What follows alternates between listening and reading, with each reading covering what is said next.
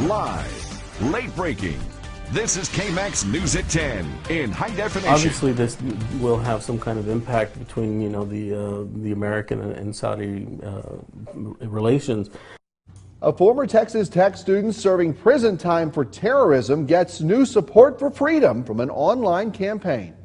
Good evening, everybody. I'm Brian Mudd. And I'm Lauren Motter. Khalid al-Dousari has started a Twitter campaign ahead of President Obama's trip to Saudi Arabia. KMAX Wes Rappaport has gone through some of those messages, which include a plea from his mother. Hey there, Lauren and Brian. Al-Dousari convicted of attempting to use a weapon of mass destruction and serving a life sentence. But a new Twitter account and a message from his mother may be exactly what he needs to get his freedom. They talk about his imprisonment in American prisons and how it's unfair.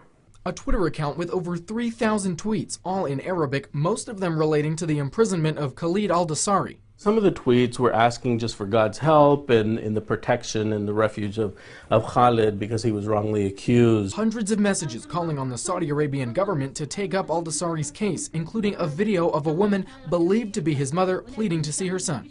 She has a plea for them to look into the case of her son, but at the very end she says, I'm an old person and I want to see my son before I die.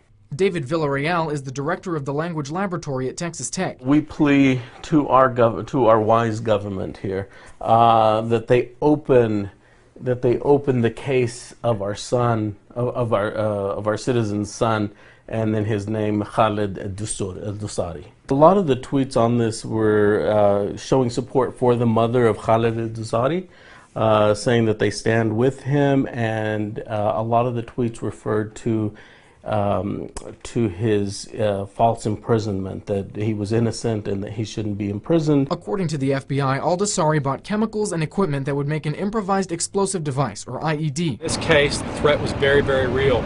Mr. al-Dousari had but one goal in mind, and that was to detonate a weapon of mass destruction on American soil. This new resurgence of support comes at an important time for U.S.-Saudi relations, with President Obama planning a trip to the region later this month. One of the comments on the tweet was that they're going to undertake this campaign, kind of take it a step further, to coincide with President Obama's visit in Saudi Arabia.